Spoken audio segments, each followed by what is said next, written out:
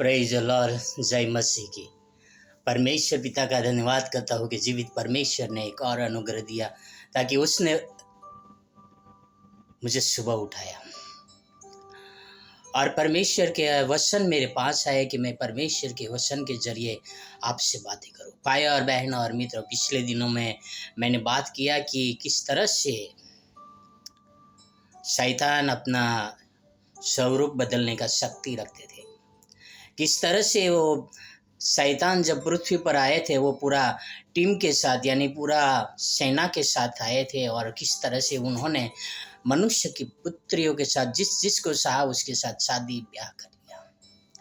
और मनुष्य और स्वर्गदूतों की शक्लों में बहुत ही तफावत हुआ करती थी। मनुष्य किस तरह से उस स्वर्गदूत उस शैतान के भरमाने में आ गए और किस तरह से मनुष्य उनके पीछे हो लिए। और उस समय जब शैतान की सेना ने जब मनुष्य की पुत्रियों के साथ शादी ब्याह किया था, तब उससे जो संतान पैदा हुई थी वह बहुत ही शक्तिशाली और बहुत ही पराक्रमी, और उस समय में मनुष्य और दानव पृथ्वी पर रहा करते थे, क्योंकि वो जो ब्रीड था और शैतान के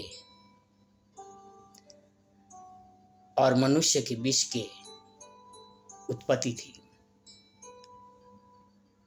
भाई और बहनों और मित्रों, परमेश्वर ने देखा कि पृथ्वी पर मनुष्य सदा बुरा ही सोचता है और बुराई करता है और शैतान के हवाले हो गए हैं और पापों के गुलाम हो गए हैं। तब परमेश्वर ने निर्णय लिया कि वो पृथ्वी को नाश कर दे।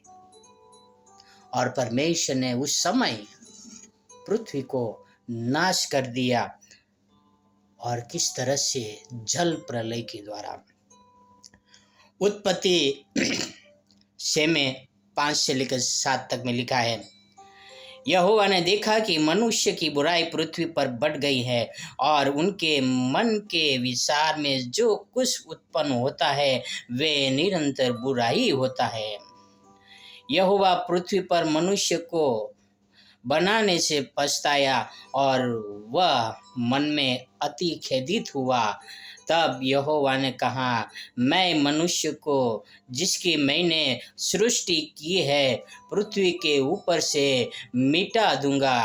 क्या मनुष्य, क्या पशु, क्या रेंगने वाले जंतु, क्या आकाश के पक्षी, सबको मिटा दूंगा, क्योंकि मैं उनके बनाने से पछताता हूँ।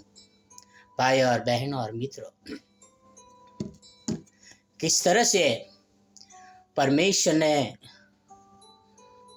मनुष्य के ऊपर भलाई किया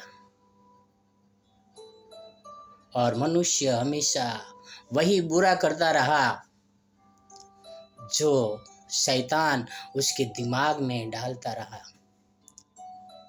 और किस तरह से पूरी तरह से मनुष्य बिगड़ चुका था। और परमेश्वर कह रहे हैं कि मैं मनुष्य को बनाने से पछता रहा हूँ, मेरा मन खेदित होता है, मैं अब मनुष्य को पृथ्वी पर से मिटा डालूंगा।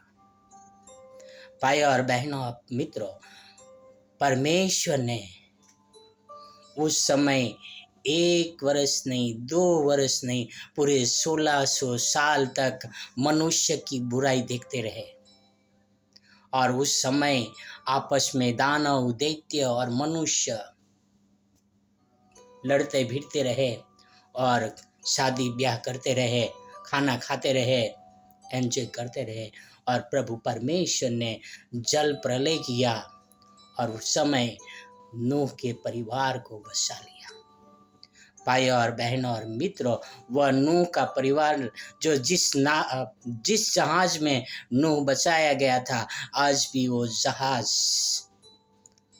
तुर्की में अरारत के पहाड़ों के बीच में है। भाई और बहनों और मित्रों, पर क्या हुआ? मनुष्य बदले? नहीं बदले। परमेश्वर ने उस समय उस 8 प्राणी को बचा लिए थे, पर उसके बाद भी निरंतर मनुष्य पाप करते रहे। और मनुष्य ने क्या किया? जीवित परमेश्वर की आराधना नहीं की, जीवित परमेश्वर की उपासना नहीं की, पर मनुष्य ने उस नाशवान मनुष्य की उपासना की, नाशवान पक्षियों की उपासना की, नाशवान ताराओं की उपासना की और सृष्टि की सब वस्तु की उपासना की, पर सृष्टिकर्ता को भूल गए। भाई और बहन और मित्रों, आओ एक वचन पढ़ते हैं, रोमियो 1:23 से लेके 25 तक। और अविनाशी परमेश्वर की महिमा को नाशवान मनुष्य और पक्षियों, चौपाइयों और रेंगने वाले जंतुओं की मूर्त की समानता में बदल डाला। क्या बोलता है कि अविनाशी, जो कभी परमेश्वर नाश नहीं होने वाला है, उनकी मूर्तें किस तरह से किसी ने मनुष्य की मूर्त बनाई, किसी ने पक्षी की मूर्त बनाई, किसी पक्षियों की मूर्त बनाई और रेंगने वाले जंतु की मूर्त बनाई। आज भी मनुष्य उन मूर्तों की पूजा कर रहे हैं जो नाशवान है, और जीवित परमेश्वर की उपासना करना बंद कर दिया। और उन अन्य जातियों को देख देख कर भी उन मसीह लोग किस तरह से यीशु मसीह की मूर्ति बनाई, पतरस की मूर्ति बनाई, मरियम की मूर्ति बनाई, पौल की मूर्ति बनाई, किस तरह से आज मरे हुए की उन क्रिश्चियन लोग भी पूजा करते हैं। भाई और बहनों, मित्रों, हम भी उनके साथ मिल जाते हैं और परमेश्वर चाहते हैं कि हम अविनाश परमेश्वर की उपासना करें, सारे सृष्टि के सृजनहार की प्रार्थना करें, नहीं कि नाशवान जंतु की, नाशवान मनुष्य की, नाशवान पक्षी की, नाशवान आकाश के तारागण की, पर हम परमेश्वर की उपासना करें। और आगे पढ़ते हैं, इस कारण परमेश्वर ने उन्हें मन की अभिलाषों के अनुसार अशुद्धता के लिए छोड़ दिया कि वे आपस में अपने शरीर को अनादर करें, क्योंकि उन्होंने परमेश्वर की सच्चाई को बदलकर झूठ बना डाला और सृष्टि की उपासना की और सेवा की, न कि उस सृजनहार की जो सदा धन्य है। आमीन। भाई और बहन और मित्रों, हम उस नाशवान के पीछे चल रहे हैं या अविनाशी परमेश्वर के पीछे चल रहे हैं? भाई और बहन और मित्रों, उस समय उस दानव, दैत्य, देवी, देवताएं, मनुष्य सब नाश हो गए थे, पर परमेश्वर का अनुग्रह सिर्फ नूह के परिवार के ऊपर थे। वो शरीर से तो नाश हो गए थे, पर उनकी आत्मा आज भी पृथ्वी पर भटक रही है और वो आज भी मनुष्य को भरमा रहे हैं। आप उनके भरमाने में आ रहे हो या परमेश्वर की आज्ञाओं को मानते हो? आओ हम अविनाशी परमेश्वर की आराधना करें, न कि नाशवान मूर्त के सामने हम अपना सर झुकाए, क्योंकि हमारा परमेश्वर जीवित है और वो कभी नाश होने वाला नहीं है। आओ हम उसके सामने प्रार्थना करें, क्योंकि हमारा परमेश्वर पवित्र है। आओ हम पवित्र बने। आओ एक प्रार्थना करें।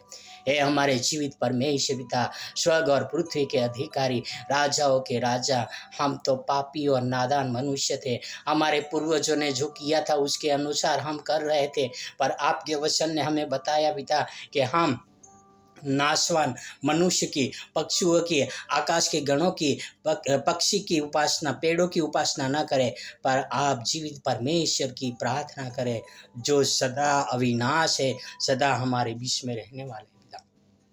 पिता आपसे प्रार्थना, आपसे विनती करता हूँ, इस संदेश को सुनने वाले के हर एक के साथ रहना, उनके मन में भी आपके प्रति प्रेम जागे, आपको खोजे पिता, क्योंकि आप हमारे बीच में हो पिता।